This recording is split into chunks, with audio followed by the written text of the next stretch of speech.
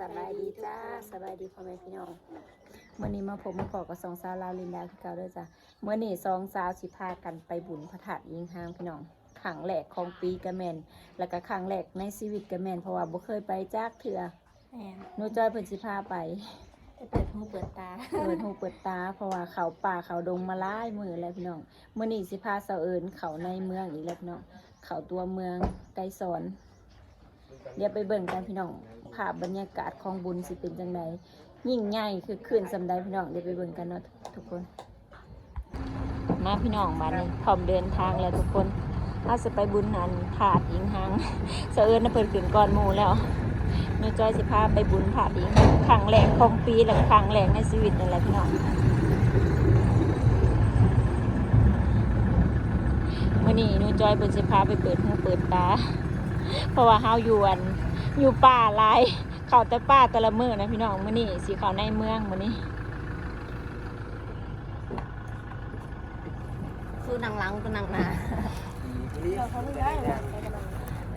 ปูเพื่อสิฮอดได้ขอนครไกรสอนเข้าตัวเมืองไปพี่น้องปะเดินทางบัดพี่น้องอย่าบุญน้ำกันเด้อตอนนี้เฮากำลังมาฮอดโรงงานบัณฑิตขนมปังฮอดโรงงานหนูจอยเนาะเตรียมสิไปบุญแล้วพี่น้องมาแวะแป๊บหนึ่งตอนนี้เฮาก็ยังบ่ทันได้ฮอดบุญเนาะพี่น้องแวะซื้อแนวกินก่อนเพราะว่าฮอดบุญน่ะแนวกินน่ะแพงของซื้อของขายเพิ่นก็แพงพี่น้องเลยซื้อไข่ลูกก่อนมาแวะเติมน้ำมันพี่น้องเติมน้ำมันล้างหอดล้างแผล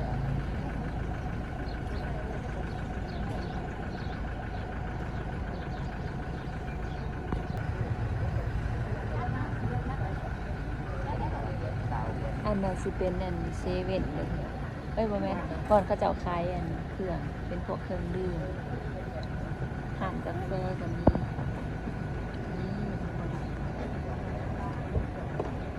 บริษัทข้างหลังกับใจจดใจจ่อเนาะมองเป็นงานเลยนะ ป้าพี่น้องเผื่อสิมาหอดพี่นะค่ำแล้วพี่น้องออกจากงานนะ2 โมงตอนนี้ก็เวลาประมาณ6 โมงแล้วอันนี้เป็นหั่นมาเติมน้ำมันแล้วก็ซื้อเครื่องเลยเมืองใหญ่สะดวกสบายนะพี่น้องเมื่อนี้พาเสาเอิญมาเที่ยวเมืองเพราะว่าเขาป่ามาลายแล้วพี่น้องก็เลยมาเที่ยวเมืองมื้อนี้มีโอกาสมาเที่ยวเมืองเพราะว่าสาวจะจอยเพิ่นพามาเที่ยวบุญพระธาตุอิงหังเดี๋ยวเฮาสิพาพี่น้องไปเบิ่งไปชมบรรยากาศพระธาตุบุญพระธาตุอิงหังนะพี่น้องว่าเป็นจังไดคือคืนบ่หรือว่าจังไดสลินก็บ่เคยมาจ้าเถื่อมาฮอดแล้วพี่น้องมาฮอดแล้วทุกคน ไฟมาได้แม่รถเด้อรถที่ดูว่าจะเป็นยังไงแย่เป็นแหงน่ะบุญหลานผู้ใดเด้อรถเปิดมีแต่ผ้ามาซื้อไรบ่ครับชอบเด้อฮอดแล้วพี่น้องมาฮอดบุญพระธาตุอิงหังแล้วทุกคนเดี๋ยวเฮาสิพาพี่น้องเข้าไปเบิ่งข้างในไปพี่น้องเดี๋ยวเฮาก็ไปเบิ่งกันแล้วตอนนี้ก็มาฮอดแล้วพี่น้องมาฮอดบุญแล้วมาแต่บ่าย2พี่น้องตอนนี้ก็6 โมงแรงแล้วเพื่อมาฮอดพี่น้องเอ้ยมันไกลเด้บ้านเฮานะกับบ่โอเราพาแวะดูเนี่ยเราแวะวงงานแล้วก็ประมาณ1 โมงนี่แหละเดี๋ยวจักหน่อยจังขับไปเบิ่งบรรยากาศข้างในนะพี่น้องนี่พี่น้องป้าไทยแสงสีก็งามพี่น้องพาเสาเอิญมาอันเปิดหูเปิดตามื้อนี้เปิดหูเปิดตาก็คือเก่าพี่น้องมืดอีกแล้วก็อยากเห็นบัดแจกบันไดเนาะแต่ว่ายามกลางคืนก็งามไปอีกแบบเนาะเพราะว่าไฟแสงสีเด้พี่น้องเป็นครั้งแรกในชีวิตเลยค่ะเทื่อแรกของปีเนาะที่ได้มาบุญพระธาตุอิงหังในปีนี้เนาะปี2025ไก่สิเบิดอันปี2025แล้วกำลังย่างไปพี่น้องงามไผ่นี่เพิ่นนี่เด้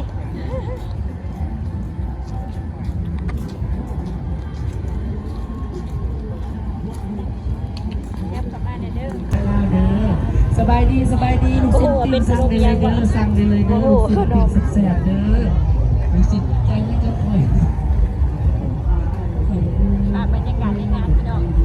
มาละบุญน้ำกันเด้อพี่น้อง เพิ่นว่าฮอดวันที่วันที่หาหมดแล้วเนาะจากที่ยุทธแต่ว่ามื้อนี้วันที่หยัง วันที่1 ที่หนึ่งโอ้ยยังติดใจอันนี้คือพายอย่างเด้อว่าอันนี้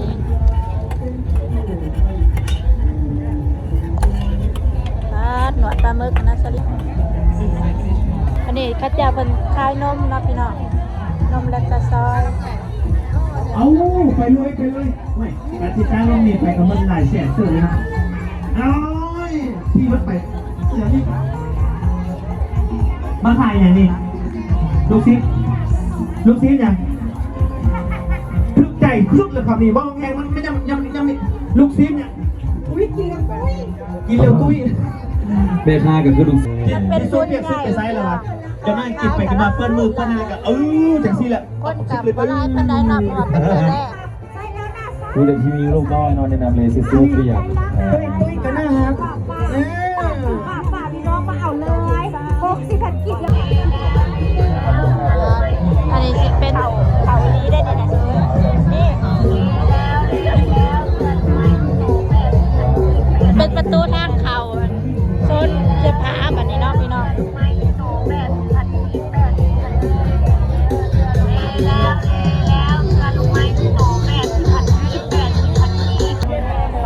อันนี้จะเป็นเสือหรือไม่เนาะพี่น้อง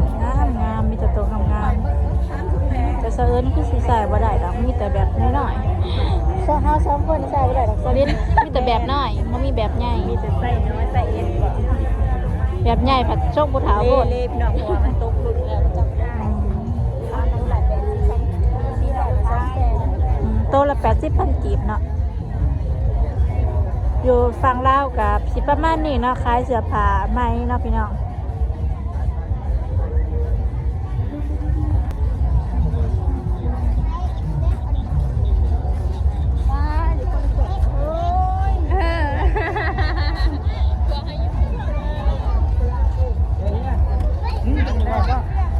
นี่สะจอยเพิ่นมาแวกกินกระปุ่นนะพามาแวกกินกระปุ่นพี่น้องกระสิประมาณนี้เนาะเพิ่นเฮ็ดจัดแต่งไว้เป็นกระโตบเป็นจังได๋สลิน ทั้งมวนทั้งเมื่อย ห้องก็มาฮอดแล้วก็มาแวกกินกระปุ่นพี่น้องตอนนี้เฮาก็มาแวกกินกระปุ่นพี่น้องเนื้อจอยกับน้องพาคินกับใหญ่แล้วพี่น้องได้3 เดือนแล้วทุกคนพาเพิ่นมาหล่อบุญพระธาตุอิงหัง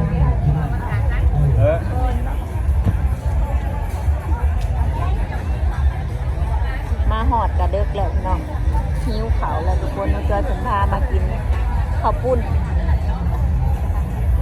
มาเด้อพี่น้องเด้อกินกระปุ่นมาบุญพระธาตุอิงหังแต่ว่ามากินกระปุ่นก่อน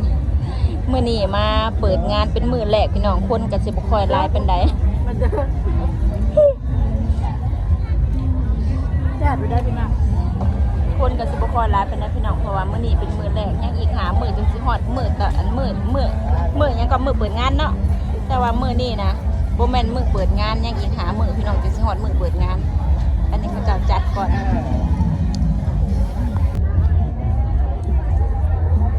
เป็นโซนขายเกิดนะคะภาษาไทยก็เอิ้นรองเท้าภาษาลาวสิเอิ้นเกิบเล็กน้อยก็งาม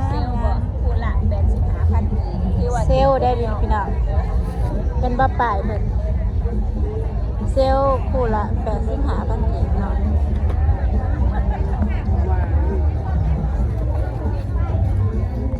นี่ตอนนี้ก็เข้ามาฮอดพระธาตุอิงหังแล้วพี่น้องอันนี้เด้อคือพระธาตุอิงหังเนาะ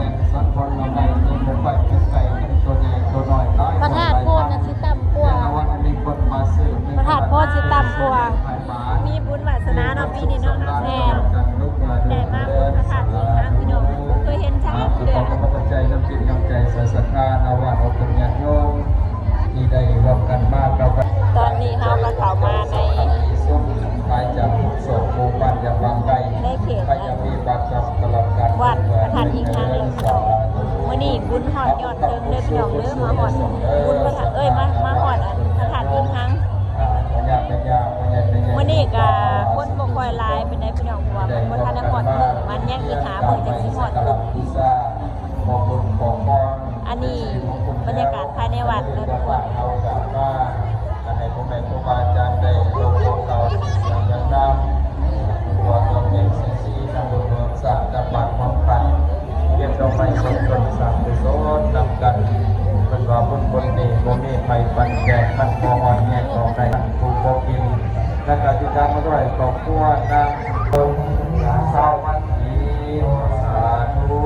ให้น้องของนักโบนักผู้ของไทยอายุวัฒนกรรม ป้าพี่น้องเดี๋ยวสิพาเข้าไปชมบรรยากาศภายในวัดทุกคนบัดนี้ ไม่ออกนอกน้อยบัตรมาหลา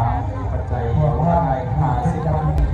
ตัวข้าแสดงการตรงปกครองต่อไป พี่น้องอันทางอันพี่ๆ FC ทางฝั่งไทยก็มาพี่น้อง การเมืองพลังไส้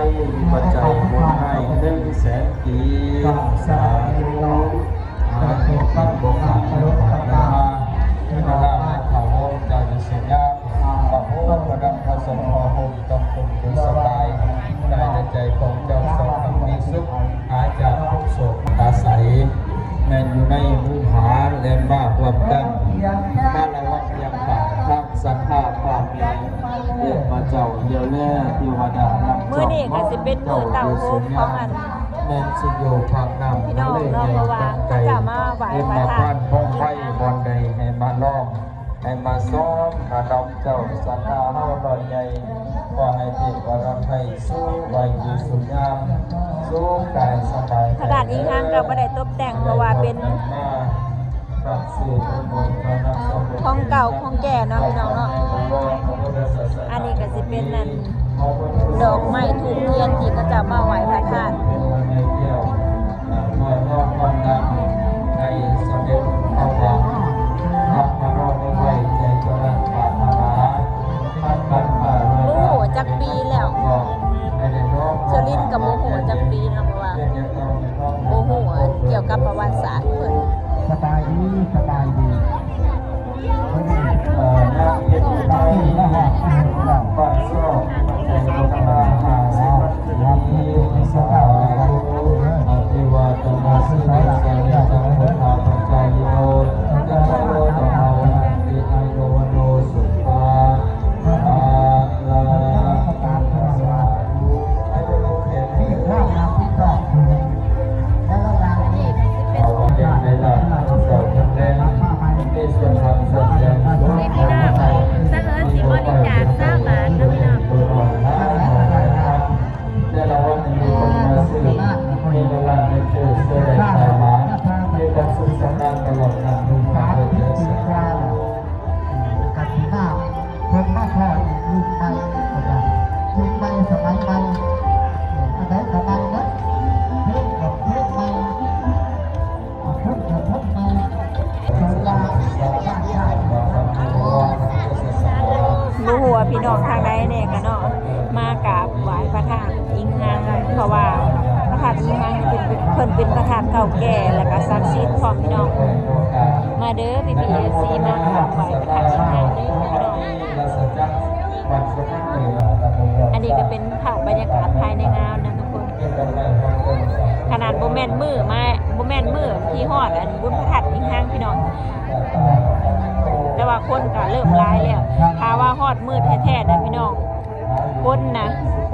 ย่างแคบเสียนไปบ่เป็นแย่กันไป เป็นมือแท้ได้หลายคน แม่น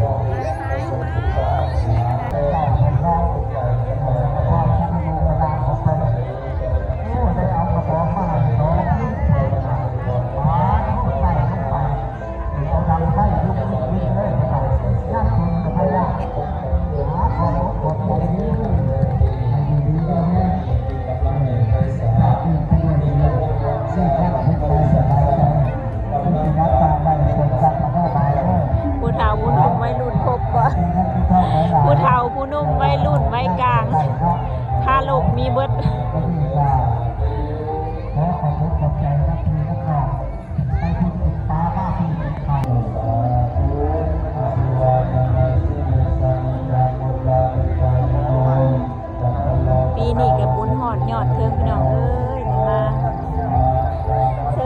กาศพระธาตุอิงหางบ่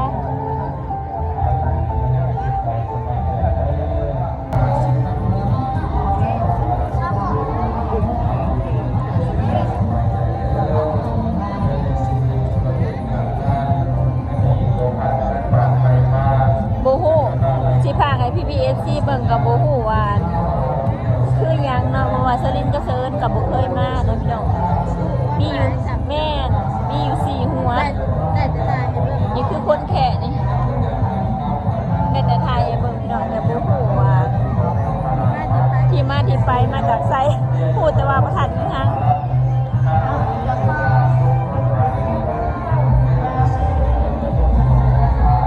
บัดนี้กันคือว่าพ่อแม่พี่น้องนี่เนาะมีกิจท่าจะมาหัวมาโผล่โฆษณาพี่น้องนี่เรามาทำกันทำหน้าอันจ่าต่อมาย่องมือจะเข้าสองปีกว่าทำกันพี่น้องนำจะเป็นจบกันปล่อยทำลงเล่นเลยพี่น้องเด้อทั้งคือเขาบังกระบังแย่งตรงทำหน่อยชื่อขายได้นำหวังพี่น้องเลยเนาะหรือว่าพอจะต้นที่ตัวตั้งเป็นอยากให้หน้าสวนถ้าให้สมควรควรทักผลกระลาไม่เด็กที่ใดไม่ให้หน้าตรงพี่น้องเป็นที่ไม่นอก พี่น้องอันที่เขาเจ้าอันไหว้พระธาตุอีกครั้งนะเขาเจ้าสิย่างหอบแพหอบวันหอบพระธาตุอีกครั้งใน3หอบก่อน